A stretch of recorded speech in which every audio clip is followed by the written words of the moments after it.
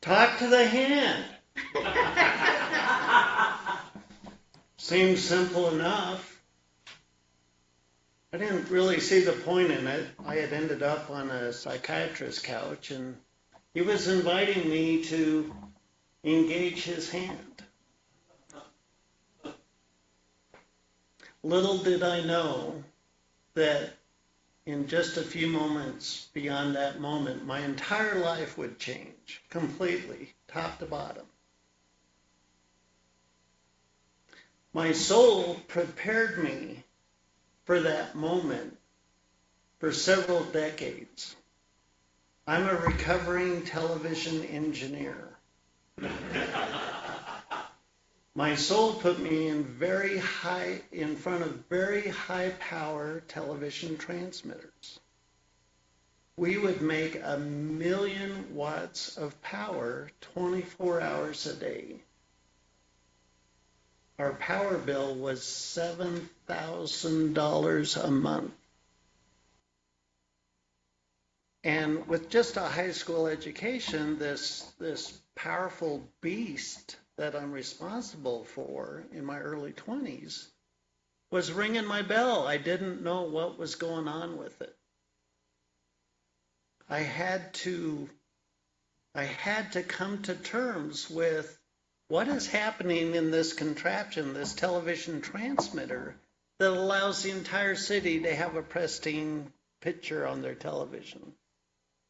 And it wasn't obvious. It took me several years of contemplation to understand what is power.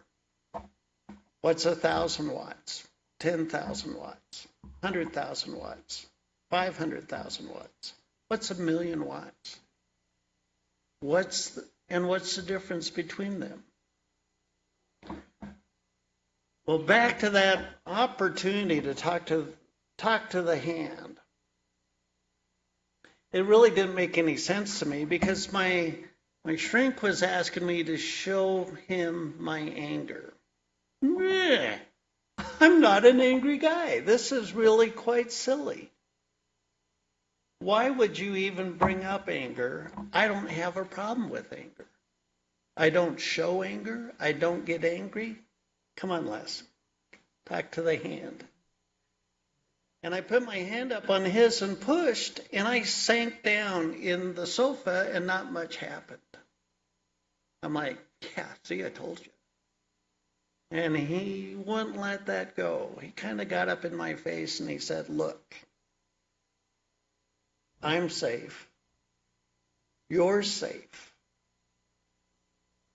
We are safe here. Now, Les, will you show me your anger? And in that moment, some magical valve somewhere in my psyche opened up.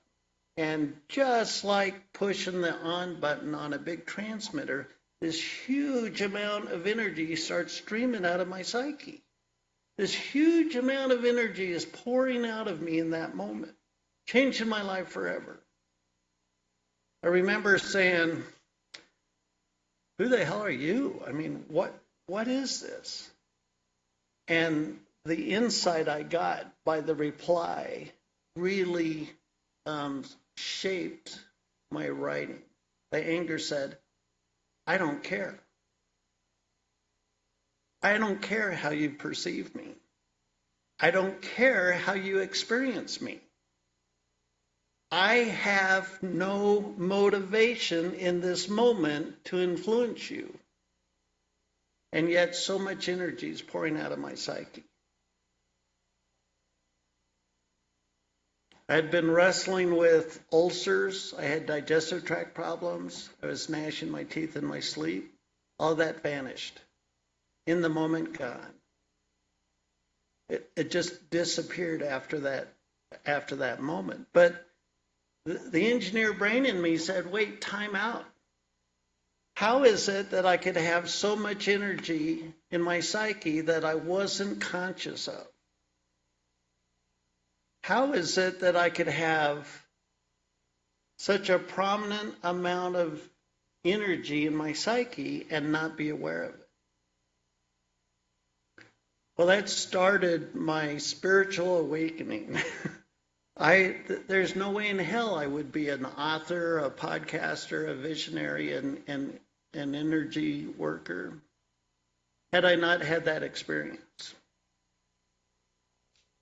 And it turns out that I was really scared to death of anger. My ego was petrified of me ever showing anger. My dad was a World War II vet. He fought in the Pacific. He was a very big man, and he cut you in half with his eyes.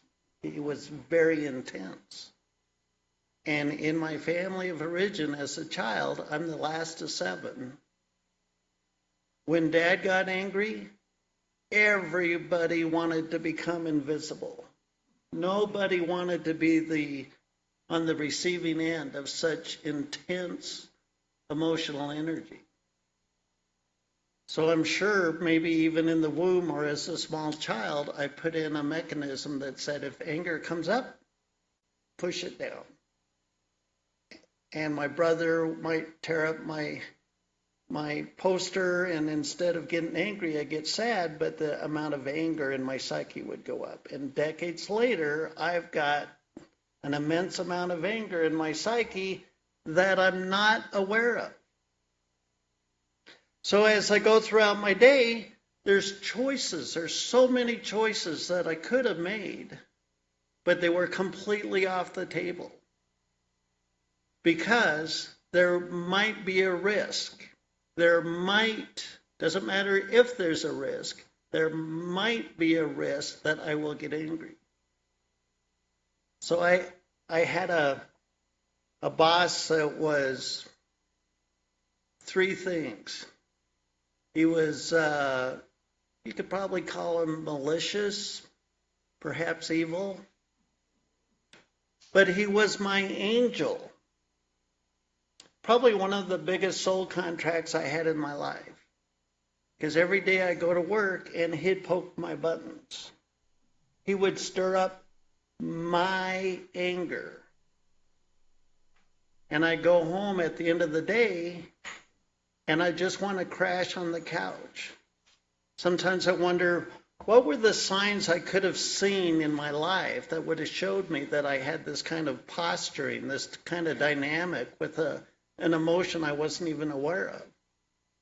And one of the examples I would give is I'd come home from work and I'd crash on the couch and I'd just channel surf. Because what I didn't understand is my subconscious energy would get into turmoil, agitated during the day, and I would want to feel a sense of calmness. When I came in and plopped my fanny down, what I really wanted was that tempest to subside. But he was such a diligent tyrant that after a decade, he put me on the couch, and that's when I cracked my life open, a very important part of my life. So today's talk is about embodying your soul. Your soul has no comprehension of limitations. Your soul is anchored in the truth. But yet, how is it that we search for meaning and purpose in our life? How is it that we go through our day and we come home emotionally exhausted? How is it that we separate from such a divine essence of ourselves? What I really like about First Spiritual Science Church is they point to you, your path, your journey, your life purpose, your soul. Everything you need is already built in. At the core of all of us, at the very core of our essence, is source consciousness, is the divine. We're never going to find it out there as a personal experience. So here it is 25 years later, and I've had a podcast now for 12 years. I've interviewed hundreds and hundreds of light workers, shamans, PhDs, Nobel laureates, and the topic has always been hinged around the idea of personal power. If I'm divinity incarnate, where is the leverage? Where's the fulcrum? How do I access a sense of personal power? Well, in the example I gave with anger, it was quite evident that my choices during the day had collapsed into this very narrow corridor of preferred decisions by my ego. I'd never contest my boss. Why do you treat me like crap? I do so much around here. That's off the table because it might elicit my anger. How can I be a powerful person if I'm avoiding my emotions? In that moment that the anger was streaming out of me and I said, "What the hell? Who are you?" And the anger said, "Meh, as you wish." I realized that we don't have emotional problems. We don't. The emotions that we feel are as impersonal as an echo. If you go to Echo Canyon and shout out a word, the word comes back. Is that reflection personal? It's a pretty simple mechanism. It's very impersonal. It's just mirroring back to you your emotions, mirror back to you your persona as it bumps up against reality. Your thoughts, beliefs, and attitudes decide what emotions come back. And so if you're having an emotional reactive pattern, it's not the emotions. It's a habitual reaction that your mind has ingrained in its persona, and the trigger instigates that reactive pattern. The emotions themselves have no motive. So how do we be a powerful person? How do we access this divinity? Don't you find it curious that nowhere, and I mean nowhere in history, does some glowing orb come down from the sky and wave a wand and all the slums turn into palaces? 0 times. Nada. God, Goddess, with a capital G, will not reach over humanity's shoulder and make a profound and complete influence in the human narrative. Won't happen. Won't happen. You need flesh and bones. You have one of these?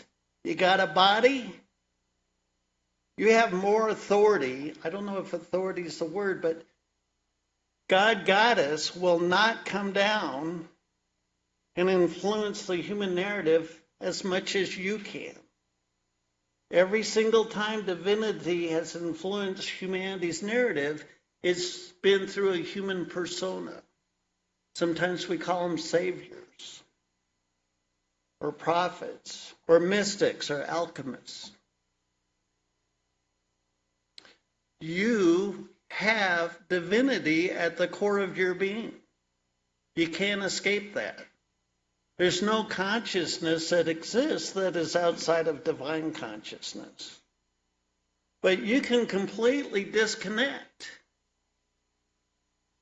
from the divine potentials of your human persona by consuming 100% of your consciousness day in and day out with your mind, the busy mind, the monkey mind.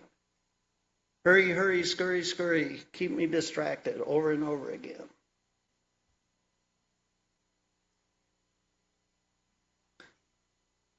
So what is the power? What is the power of a single idea, a simple idea? Well, here's one for you. This would be a freshman class assignment for a college kid. Make a web page where I can upload video, enter some metadata on it, and log out. And then whoever logs in searches that video database and plays out the video. That's a really simple idea. Two folks took $225 million of somebody else's money, called investors, and a year later sold the company they created that did just that for $1.5 billion. That company is YouTube. So your soul can give you a simple idea. You might have the idea of a very powerful dynamic for your life rattling around in your brain, and your ego's ignoring it. When my heart first told me to write books, I had about a 6-year arguing match with my heart. What the hell, me? I'm a small town kid from Utah. Who the hell wants to hear what I have to say? And I resisted and resisted and resisted. For 6 years, it took me to write my first book. I finally got it done, and I pushed it off the table. I never published it. Because I had evolved so much that if you were to read chapter to chapter, it seemed like I had multiple personality disorder. And based on your references, maybe I did. I wrote my second book in 6 months. You know what? I like writing books. That's kind of cool. I never would have known that had I not taught my ego to chill out. What about a passionate heart? A fierce, dynamic, on fire, passionate heart. Do you think your ego could be intimidated by that? Oh, hell yeah. Because the ego's really vested. The ego really wants to know that the decision it's going to make is going to preserve and protect the safety of the ego. Remember, I couldn't make any choices that might bring anger out of my persona. So automatically, that's off the table. My ego would not even go there. Well, how the hell can I be a powerful person if my soul has this vast, multidimensional, dynamic view of the potential of my life, and my ego's like, not that, not that. Oh, hell no, I'm not going to be a writer. Oh, hell no, I'm not going to be a speaker. If my ego was the decider of who I am, yeah. And it can easily run the whole rodeo your whole life. To embody your soul is to heal your relationship with your emotions.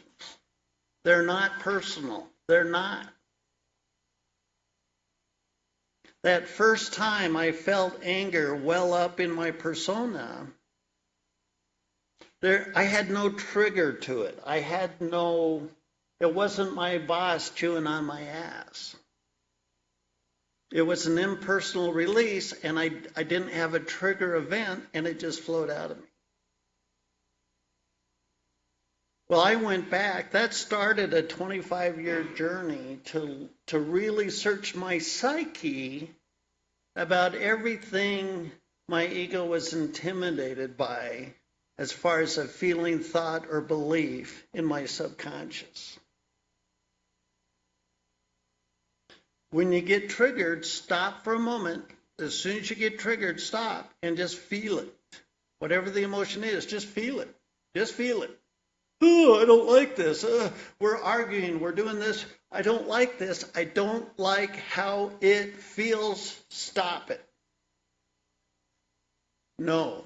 Stop the reaction to it and just feel it. Sure, it feels gnarly. Sure, you've had a history of pain and misery and grief that's come out of that emotion. But as long as you're posturing with it, it's driving you around town. You're its bitch. As long as you posture with your emotions, you have no power. You don't. You drop into reactive patterns every time your emotions get triggered. You know what? Anger is really cool. Anger is a rock star of emotions. What the hell? I know there's spiritual teachers out there that say, oh, anger, bad, naughty, naughty, no anger here, and we'll have none of that because we're spiritual. Yeah, right. Anger is really cool. When I feel anger well up in my psyche, it's given me two things. It's given me awareness that whatever has triggered this is incongruent with my truth. The anger is showing me how my thoughts, beliefs, and attitudes are incongruent with my own truth. And included in the package is this really high-intensity energy, anger. Here's the fuel to do something about it. Woo. How cool is that? Here's the problem. Here's the energy. Get it done. So anger can actually transform your life in a very beautiful and elegant way once you heal your relationship with that.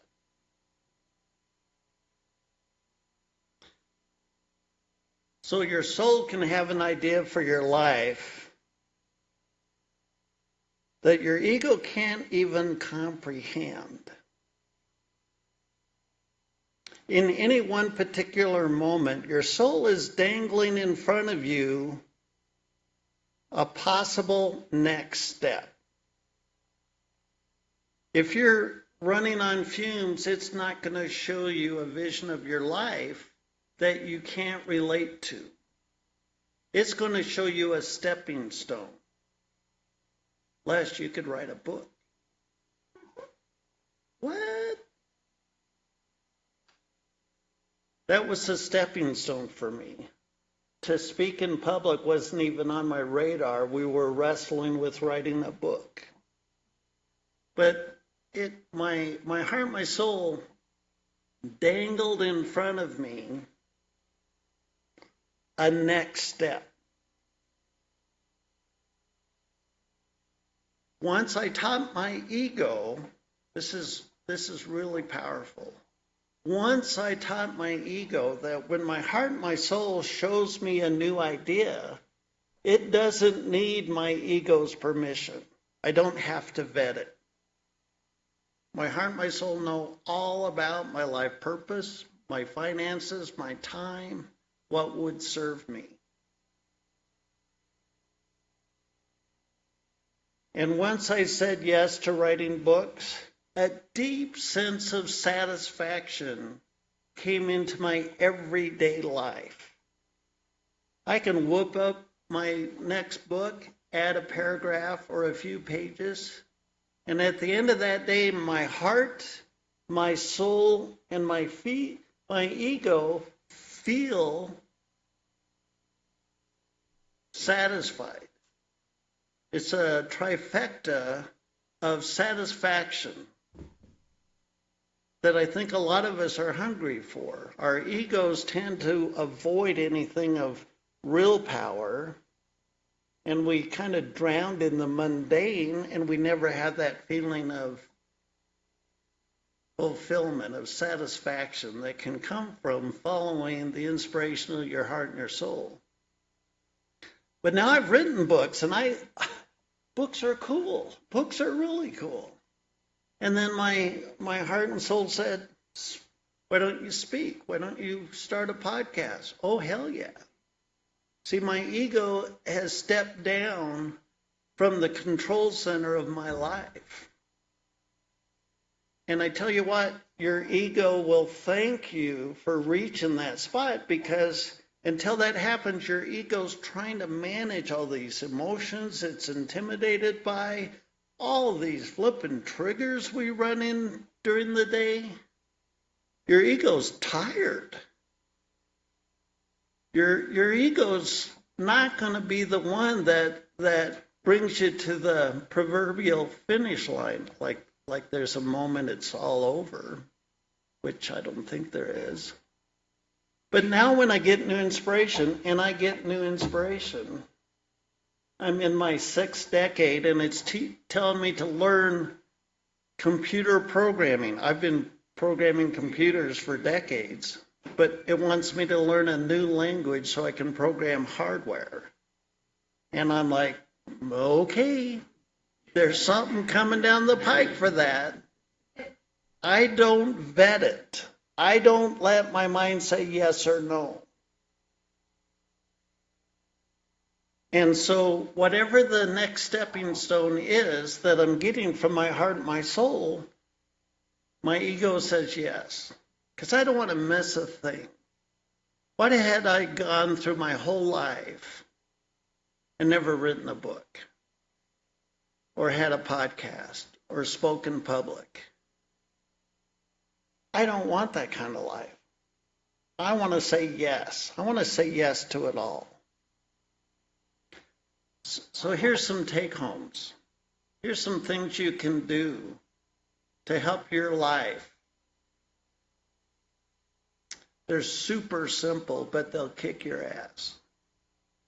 Go get a bunch of Post-it notes and some pens, and put one next to your bed, put one in the car, put one in the kitchen, and your mind will be busy doing something else.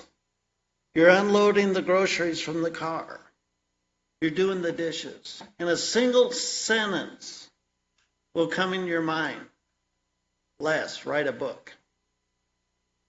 Stop right there and write it down verbatim. Don't edit it at all. Write a book. Because now it's ink. It's ink on paper. It'll be there tomorrow. It'll be there the next day. But if I don't write it down, my ego will just plummet it into oblivion, because my ego is intimidated by new ideas, or at least it was. So when you write it down, what you're going to see over time, over weeks and months, is kind of a turning in your life purpose, in your life path. You're going to start getting information. So say you want to be you write down, be a screenplay writer for Broadway in New York, right? Souls have no comprehension of limitation. Why the hell not? Right? And then 2 months later it says volunteer at the homeless shelter. What the hell does that have to do with anything? Well, when you go to the homeless shelter, it's going to touch you in ways you can't comprehend. You're going to see the nitty-gritty of the human persona. Do you think that influenced your writing? What if a retired screenplay writer was volunteering at that center as well? Would it be nice to learn from somebody who had the experience? See, if your ego weighs everything that you do based on the perception of your ego, you're going to miss opportunities to grow yourself. It's kind of weird. It's like you're riding a stagecoach and the horses are galloping and there's a cliff nearby and there's a lot of peril and your ego's trying to run your life.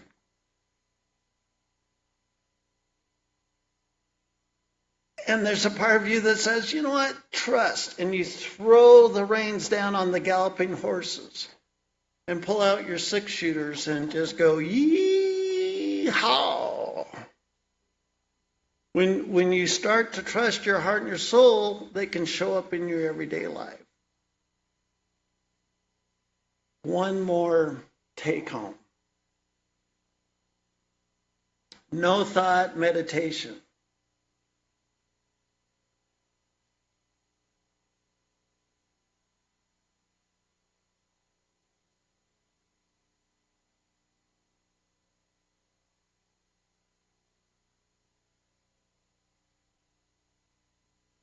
From that canvas of silence, even subconscious thoughts become visible. When you can stop your thoughts and create a slate of silence, any thought will make itself known because it'll be the only one in the room. So get a kitchen timer, preferably not your phone that can interrupt you. Set it for 10 minutes and stop your thoughts. It'll probably go something like this. You know, Les is full of crap. We're not getting anything done. The car needs gas. You're going to be late tomorrow. And all you have to do, like a period at the end of the sentence, you say thank you. Les is full of crap. Yeah, I know. I mean, thank you. And that period means the conversation's over. We're not getting anything done. Thank you. We need gas in the car. Thank you.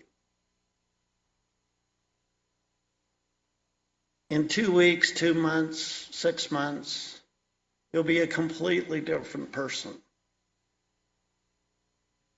The talk today has been about embodying your soul.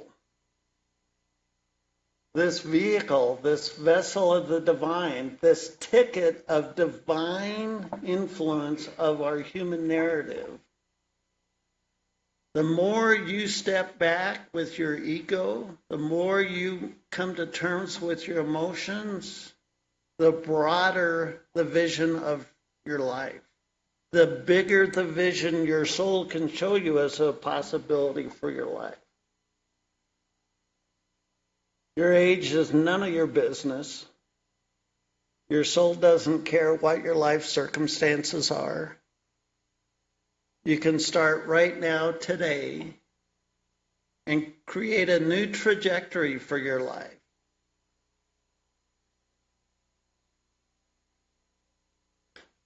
There's something that happens.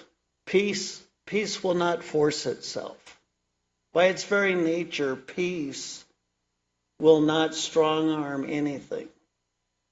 Love will not force itself. The essence of your divinity is inside of you. To embody that aspect of your persona is to cleanse this vessel of thoughts, beliefs, and attitudes that are incongruent with your life purpose, and healing your emotional reactive patterns. Emotional events are intended to be few minutes, hour tops. And when you learn that all your emotions have got your back, they're there for a reason, they're there for a purpose, and you allow yourself to feel them in the moment and release them in the moment, you'll stay transparent. And you can walk into an emotional tsunami, and there's nothing inside of you to become upset. that allows you to stay grounded no matter what's happening in the collective.